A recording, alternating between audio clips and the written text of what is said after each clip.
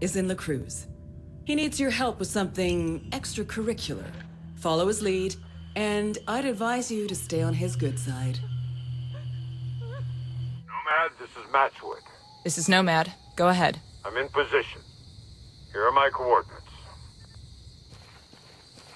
Remember, don't be seen, don't be heard, and don't drop any bodies.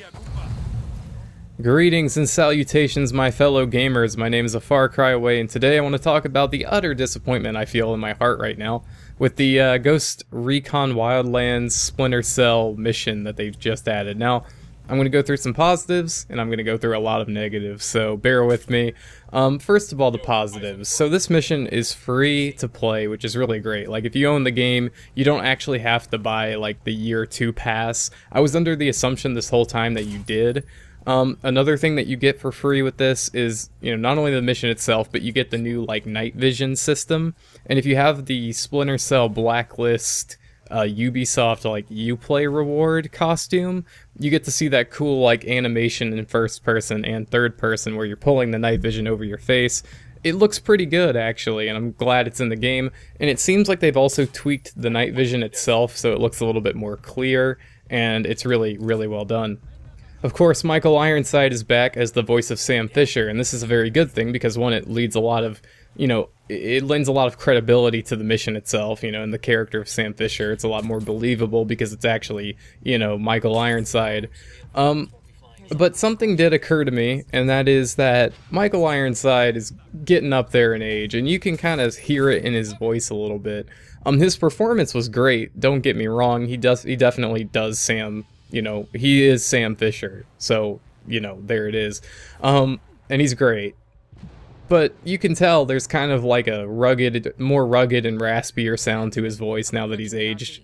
And, that happens to everybody, so it's not like a huge concern. But you will notice it, and it does kind of make you feel bad for him, because he's so old, and he's, like, still doing these, like, crazy infiltration ops all around the world. And just to kind of speculate, it seems like at the end of the mission, there's almost some wiggle room for the setup for a new Splinter Cell game, or something in the works, and I'm really hoping that there is. I can't go, like, specifically say, I can play it in this gameplay footage for you guys, but, there's, like, a part at the very end where Sam is talking to, Karen Bowman, who's, like, your Ghost Recon Intel operative, and they're having a conversation about something that's missing or whatever, and it seems like a setup for something coming soon, but maybe not. It's kind of one of those endings where you don't really know if it's a setup or if it is, but it could be, and that would be really cool. So, you're what a ghost looks like, huh? Who's our friend? This is the CIA gone rogue. Stole a whole lot of serious intel out of Langley. Scuttlebutt is trying to sell it to Santa Blanca. Santa Blanca? Uh-huh. If he's selling to them, then what's he doing in a Unidad camp? I'm thinking he's trying to buy protection. Huh. Didn't work out too well for him, did it? He got exactly what he deserved. Let's have a look what we got here. Hey, one grunt with a minigun. Son Close of to a the camp bitch. entrance. What? We put the Langley intel on a Unidad server. Now, I can hack this. But the problem is, as soon as I open that door, we're going to have a whole lot of undesirables come looking for Dangos. What do you need from me? I need you up top pulling security. Look, the problem is this is going to take some time. And I gotta hack the server, download the Langley files, and then bleach the hard drive. Look, Unidad shows up, you turn on the lead faucet. Hooah. Enemy incoming. Right. Just keep him busy. This'll take a minute. If they're using this Ghost Recon mission as some kind of viral marketing campaign for a new Splinter Cell, then I'm pretty hyped from it.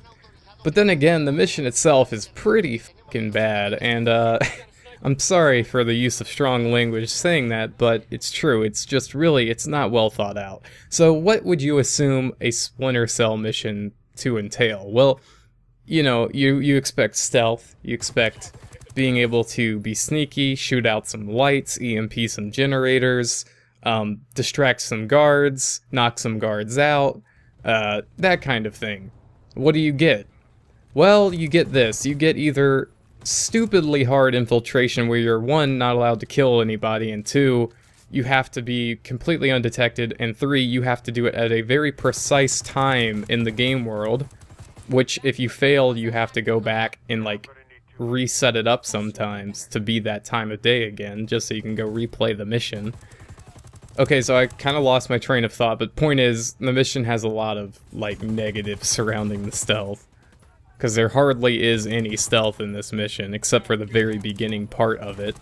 Oh, another thing is you can basically bypass all of the stealth and just take a helicopter, and before you get detected by the SAM missile launcher, just jump out of the helicopter, land on the rooftop of the building you're supposed to go to meet Sam Fisher, and then just jump from the roof to the next floor, and then there you are. So you can basically just not do the stealth and bypass it, which actually ends up being kind of a good thing, because the stealth in Ghost Recon Wildlands is, to put it quite frankly, pretty shit.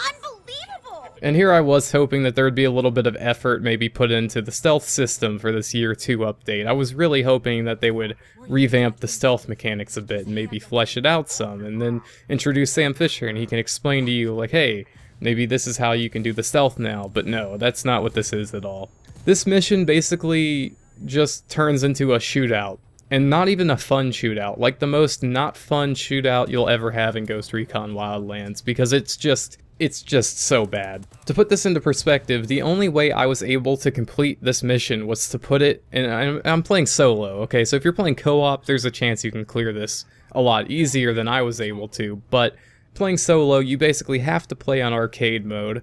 Even playing on arcade mode, all of your AI squad mates will die instantly when the mission starts, unless you were wise enough to have planned ahead of time to bring them into the building with you by doing a regroup command. So basically, all of your support dies immediately. Your best cover is in the room with Sam himself behind some boxes. The weapons you need are 2 light machine guns, not 1, but 2, because you can't afford the time to reload sometimes. There's also an Apache helicopter, swinging around you in the sky, as well as like a little bird that, need to be taken out, and if you kill them, sometimes they'll send another one, because that's what Unidad loves to do.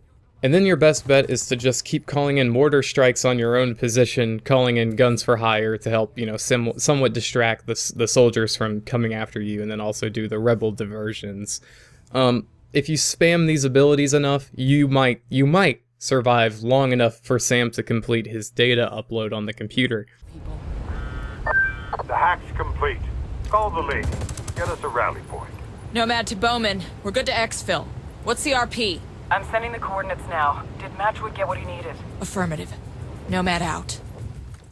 And then the next really bad part comes up, and that is that you actually have to exfiltrate from the site. Now, this isn't usually the hardest part of any kind of mission in this game. It's usually actually one of the easiest, but the problem is you're in a gated compound, so your best bet would be, of course, to get a helicopter and or get an armored SUV and just bust out the front gate. But the problem is, most of the vehicles are going to be blown up from your mortar strikes, and if not from that, if you try to escape and you don't shoot down these Apache helicopters, they'll blow up your vehicle, whatever you're in, before you can even get into it sometimes. So you really need to focus on the helicopters while also killing everything around you, because your troops are kind of useless. And, it's so bad. It's so bad. I'm sorry. I'm breaking composure. This is supposed to be almost like a guide to help you guys beat this mission just so you can do it, but like it's almost like not even worth it. Like if you were planning on re-downloading Ghost Recon for this mission, I would wait to see if they patch it or something or change it, because it's not good. So when you do finally manage to escape, whether it be by ground or air, I actually managed to find a hangar with a helicopter in it, and somehow Sam figured out how to get in eventually, and then we just went out that way. But once you do figure out a way out, you'll just bring him to the exfil point, and then you'll trigger a cutscene, and that's the cutscene I was talking about earlier that kind of sets up a potential new Splinter Cell thing, which is really neat. And then after that, you'll get your rewards for the mission, and it's mission complete. And guys, I'm like heartbroken. This mission was just so bad. Like I don't get triggered by a whole lot of things. Actually, no, I do get triggered by a whole lot of things. But this one really grinded my gears. This one really triggered me timbers, okay? Because this just felt like they were spitting in the face of the Splinter Cell IP. And I just hope to God that anyone who is working on Wildlands right now just does not have anything to do with a new Splinter Cell game, unless it's voice casting Michael Ironside. That was the one thing that they did and they got right with this mission and this whole thing. Michael Ironside was awesome. Everything else, garbage, pretty much. So, oh yeah, and I guess I forgot to add, you can customize your fellow AI guys, and that's something people have been asking for since the game came out, and I was asking for, so I'm really happy that they did actually put that mechanic in. So, if you're gonna be playing Ghost Recon Wildlands again with the Year 2 update, it is fun to come back to, and there's a few quality of life improvements and other things that they've done, and the AI customization is really good now, but it's just not enough with this mission. It's so bad. And I felt like venting about it because, you know, I really hyped it up with my last video, and I feel like I kind of got what I wanted out of this just for seeing, you know, Sam Fisher returning. But the way that they did it, this mission was so unsatisfying. I died multiple times to just completely random bullshit, like enemies sprinting past my comrades up the stairs and lasering me down instantly. And then playing on arcade mode was the only way to beat it, with 2 machine guns that were like 100 round death dealer guns. It's unacceptable. Like, it shouldn't have to be played like Grand Theft Auto to be completed. It's just really bad. So that's been my rant. Either throughout this video or after I am done talking, I'll show you guys some of the cutscenes and whatnot, so you can see like the dialogue yourself and hear it yourself, and then maybe that can spare you from being forced to play this utter trash. Hope you guys enjoyed the video. If you did, leave it a like. I will very much appreciate that. And do subscribe if you want to see more Ghost Recon, Splinter Cell, Ubisoft games in general in the future, because I really like me some Ubisoft games, except for when they do this shit. But I hope you guys enjoyed it. I'll see you next time. Peace out. The team's not bad. You're not as good as me, but you're not bad. I might tell you you're full of shit, but I know what crybabies you sailors are. So, what's all this about? That CIA jackass back there stole intel on a hot shit new technology. Now, he figured the cartel could use it to get its product across borders without detection. But let me tell you, it's something that's much, much more dangerous than that. You don't know what this tech is? Or are you just not telling? What we've got here is the kind of war-fighting gadgets that'll put you and me out of business. And it's got the higher-ups sweating bullets. Linda, how you doing? You're looking good, real good. It's Karen today. You look like you've clocked some miles since we last spoke. Yeah, a few. I've heard they don't make them like me anymore. There was this other guy, though. Army infiltration. He wore a bandana or something. I heard he finally retired. Really? Yep. It's only me. Sam, Yeah, you got it. I do. I'll be delivering it personally. Grim sent word. About what? Chairman of the Joint Chiefs says there's a possible empty quiver. I can get you airborne in 1 hour. Really? You know, a guy once said, the price of success is hard work and dedication. Sounds like he knew a thing or two. Yeah. It's good working with you, sir. Can the sir, just call me Sam. Look, you're real good at what you do. You watch your 6, huh?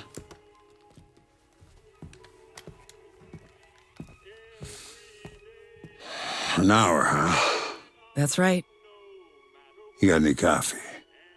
This is Bolivia. Of course there's coffee.